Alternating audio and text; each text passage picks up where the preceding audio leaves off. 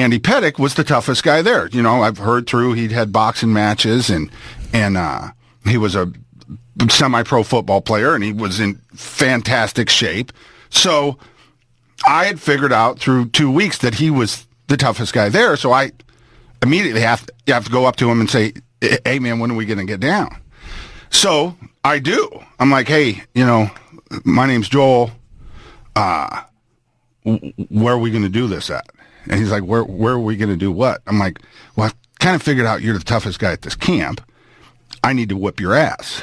And he just starts laughing. He's like, no, man, we're not at real prison. He's laughing. He's like, because plus he's also looking at 290-pound fat Joel. He's not, if you could fast forward 3 months where I lose, 75 pounds, he's looking at a different cat. But he's looking at just some fat old crazy guy, and he's laughing.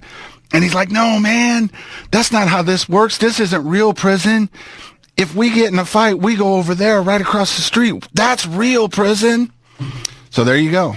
There's the story. So that's your prison experience. I remember that day taking you. You drove me to put myself in prison. Yeah, but don't you remember when we were talking to him on the phone? It was all cool in the gang. They're like, oh, yeah, take a left up here and a right. Okay, yeah, he's coming early. We see that. Joel's super. Yeah, we'll see you guys when you get here. Yeah, and then what happened when we got there? Then we got there and we turned. But we went in the wrong door. And they were still nice. They're like, oh, actually, you guys want to go down here for processing, take a left and go to the building on your right.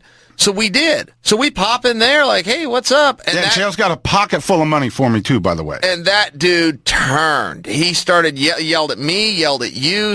And that's when you realize, like, okay, I see why you took this job, guy, that you get to yell at folks. And but we didn't even know what happened. We walked in, and he was fine, too, until we told him your name. And then it turned into inmate this, inmate guest. He was calling me guest. Guest, out. That door, now. These guards... God, I hated them all. God, I hated them all so much. And so what I would do is if they asked me a question, because they were such big dicks, okay? And I knew they had hoe inside them. I knew they were filled with hoe interior. There's a reason you take that job. I mean, there's a reason you take that job. It's for a power trip. In fairness, it is.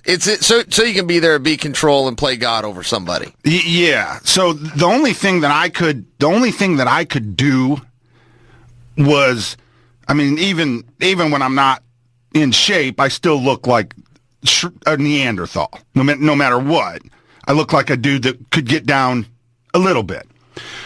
So. If they ever asked me a question, if the guards ever asked me a question, I would look them straight in the eyes, and I would continue to come closer and closer to them and act like I didn't know what they said. Like, what? Like, what did you say, sir? Like, in a real nice voice, and continue to get closer and closer and closer. And my win was when they looked away or walked away. Sure. When they looked away or walked away. Now, there was some goofball I could never get a win on, and I got them all. I got them all every single time, the hoe inside of them, no matter how, if you have hoe in you, it's going to come out. It just will. So, old boy, God, I forgot his name. He was this goofy-looking guy. I never got him. Because every time I got inside his space, which I believe was hand distance, he would start screaming at me, "Inmate, you are in my space.